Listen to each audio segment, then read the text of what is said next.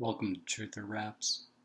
I hope that this one is not going to be screwed up and have some crackling sounds in it, like the relaxation and now video was. These are different headphones after all, but we'll see. I really hope it doesn't turn out like that. But that was sort of an interesting thing, though, because the video started with a lot of commotion, and it transitioned into even having like a few minutes of like this horrible crackling sound, and then it returned to the idea of relaxation, or started talking about relaxation anyway, and there it was.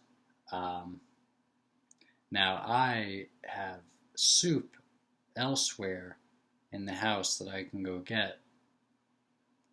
But to get it, to eat the soup, and to heat it up, it's going to require washing out a bowl, washing a fork or a spoon, getting it, transferring it from one container to another, putting it in the microwave,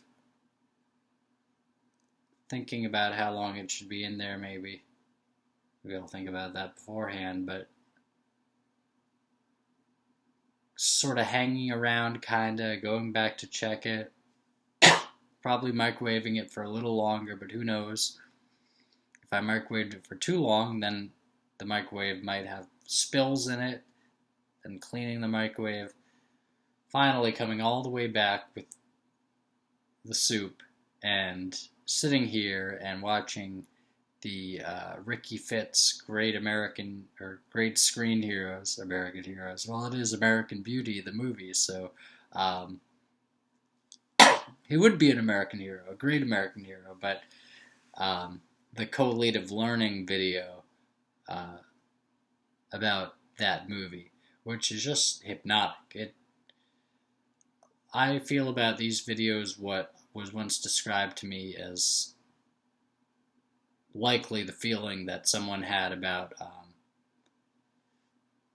something Robert Burns baseball or something documentary, something Burns, or some documentary by like a guy who made other documentaries as well, but this one's about baseball.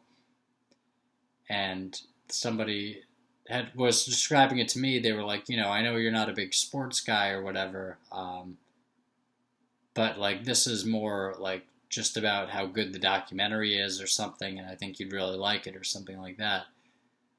And I think I may have actually watched a little of it at one point or another, or maybe I watched a different Robert Burns thing, or part of one. I don't think I've ever watched a full one, or maybe even a full episode of one, or even like much of one.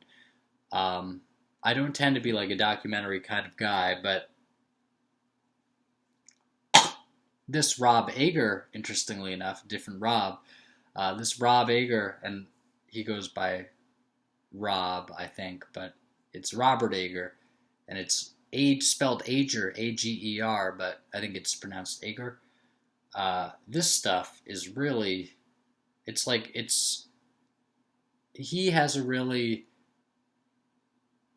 really genuinely peaceful vibe, and then the stuff that he talks about is really interesting, and he has so many like good stuff about like really great movies, like high quality artistic movies like Kubrick stuff, and he has like something really interesting about Goodfellas, and stuff about the movie Alien, and just all sorts of stuff. And this one is about American Beauty, which is a really entertaining movie, and I think it's probably kind of popular, or it was, I think, kind of popular for a while to say it's not that good.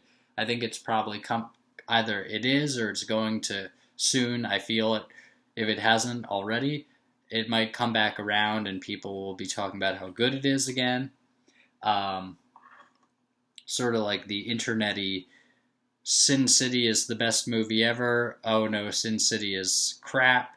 Oh, Sin City well, it's actually really good and it's actually better than you think because everyone's been saying it's so bad now, and so then they say it's really good, and not that it's not really good, and not that they might not have valid criticisms about it as well, but I remember seeing Sin City, by the way, in the theaters and just being blown away. That movie is so visually incredible. Like it felt like being in a dream in the movie theater. And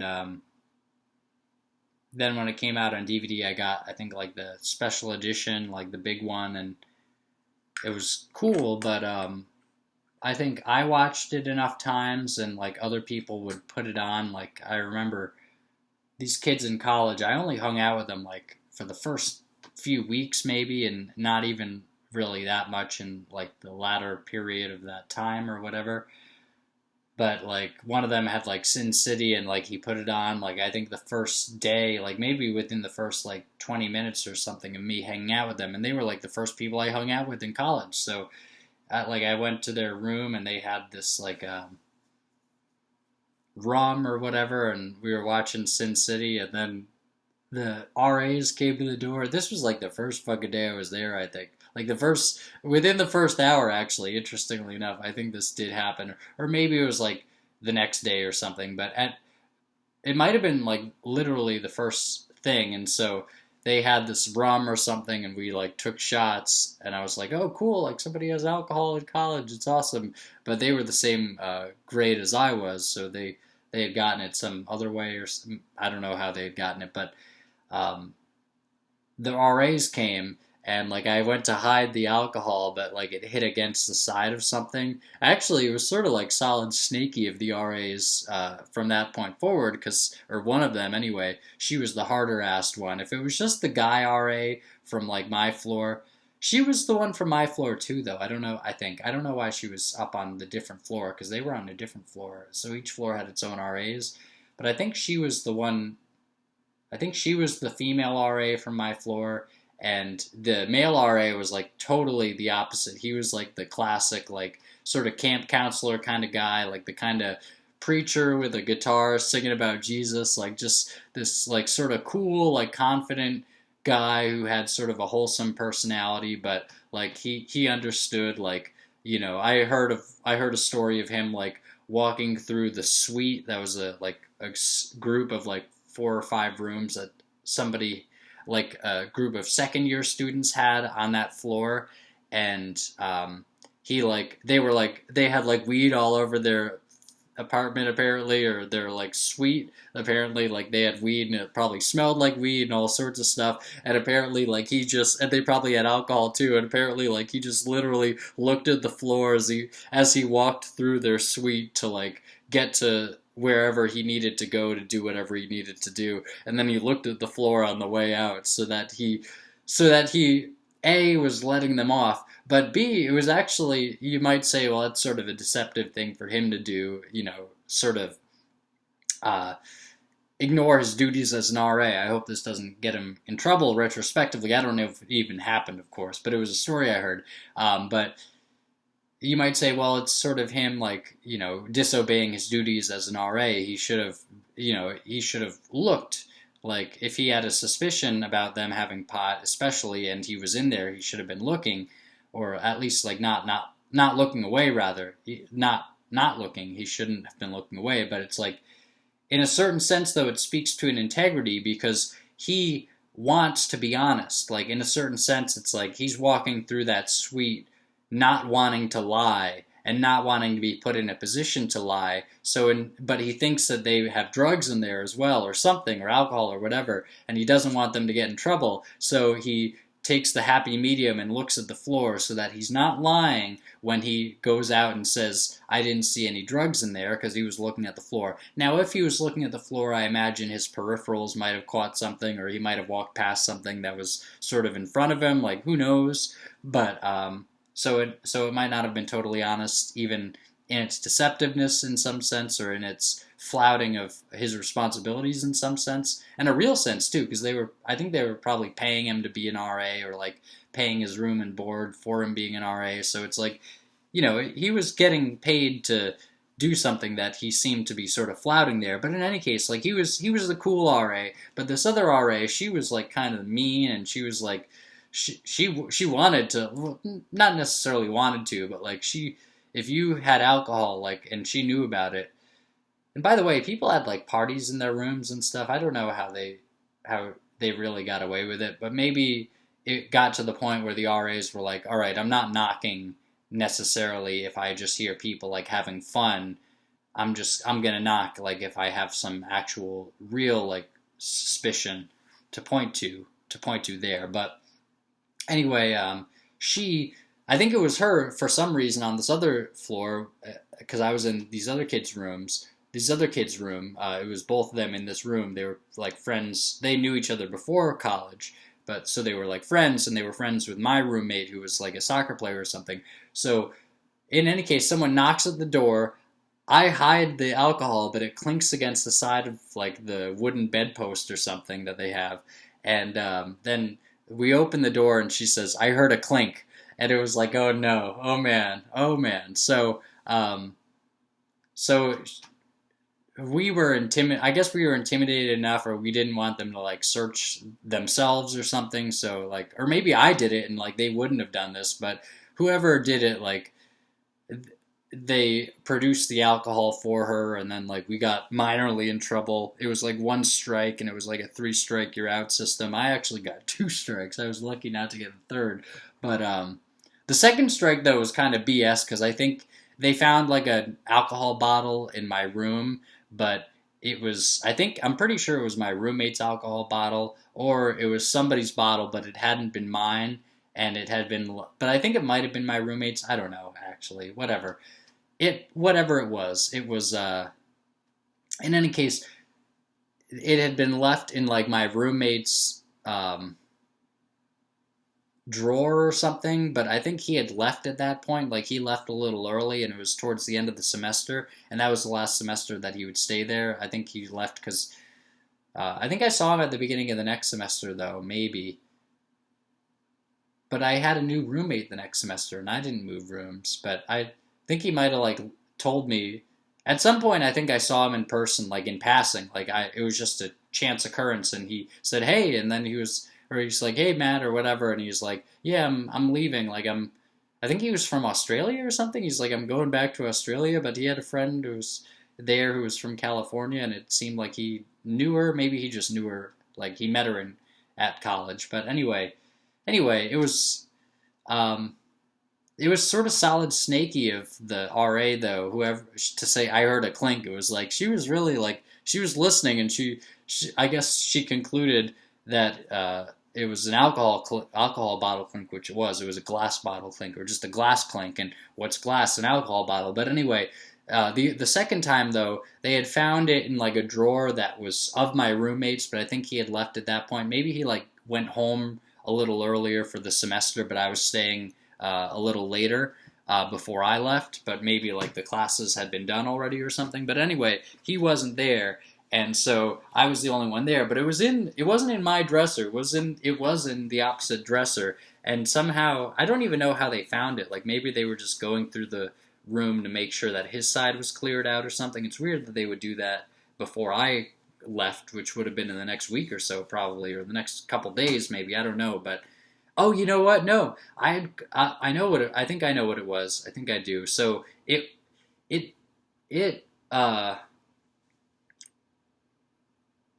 I think it might have been after I had left. That alcohol bottle was there, and I didn't check because I didn't go through his drawers to see if anything was there. I went through my stuff to get my stuff out, and his stuff, I think, other than like maybe stuff in the drawers or something that I didn't know about, or whatever, I think his stuff was all gone. And so double reason why would I go in his drawers and stuff? Like that would seem kind of invasive even after him leaving. So I think I didn't know that it was still there, or it was there or something. I had a little party with a few people after he had left, I think. But nevertheless, when they were like, "We found this in your room, we're giving you your second strike." And I remember talking to like I don't think she was like the dean or something, but she was like a residential advisor or somebody, where like I only saw her that one time, and like I had to go to like a higher floor to get to like her nice little office or something.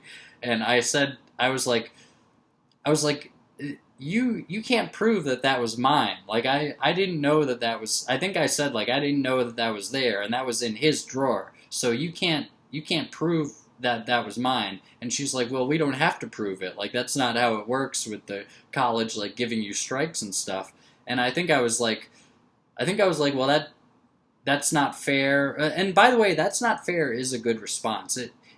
I think the culture might sort of intentionally in some way make that's not fair sound like a whiny thing, but that's not fair is a valid response. If something's not fair, and you might say, well, life isn't fair, it's like, yeah, but if something's not fair with the way something is being done among people, then those people could do it a different way that would be fair. So pointing out that something's not fair is a very valid thing to point out. It's an important thing to point out. And I don't mean fair like, stealing money from the citizens of a whole country and then giving it to certain people and not giving it to other people, and that's equity and stuff. I don't mean fair like that. I mean like actually fair, like things logically lining up and things being balanced, and people not being given preferential treatment, even like just fair, like then you can go down a rabbit hole like, well, preferential treatment for what? Like, maybe someone's given preferential treatment that you don't even know is being given to them, and the people giving them that treatment don't really register it consciously, but it's, they treat somebody differently because of their race, and like, that's not fair. And it's like, well, yeah, that isn't fair. And it's like, so that might be a valid thing to point out too, like, and it's like, hey, I'm just like anybody else. Like, don't worry about what I look like. But anyway, so I think I was like, that's not fair or something like that. And she actually said to me, and it was sort of offensive to me. She's like, I don't know how you were raised, but like, you're lying to me or something like that. And like, the thing was, I certainly was not sitting there telling her, yes, we had a party after my roommate left, which was the case. But at the same time, if I didn't know that was there and I cleaned out my side of the room, then it's likely that that wasn't a bottle of alcohol that was mine, and it's possible that that was my roommate's bottle of alcohol and he had just left it there. Like, it is possible. I think I have somewhat of a sense that it was part of the party, though, but looking back on it, I'm not sure, though. Looking back on it, I think I might have legitimately been sitting there thinking, well, we did have a party, but I do think that that bottle of alcohol might have been my roommate's, and he had just left it there. So it legitimately wouldn't have been mine in that case. And in that case, they legitimately shouldn't have been giving me a strike for something that was his. Like, even though I have had parties there, if that wasn't my alcohol bottle from my party, it might have been someone else's from my party. I guess you could say if you were part of the party, then it should count as yours in terms of people punishing you for it. I understand that reason, but if it was just my roommate's alcohol bottle and it wasn't part of the party or from me, then it is bullshit that they'd be punishing me for it. They should punish him, or or punish nobody and say, we don't know whose it was. But to them, of course, it might have been like, well, like, they might, if you had really asked them about it and sat them down, maybe, again, years later, maybe they would have said, maybe like, well, okay, it could have been somebody else's, but we found it, and it seemed just as likely that somebody would say that as an excuse and almost as a lie or as a lie.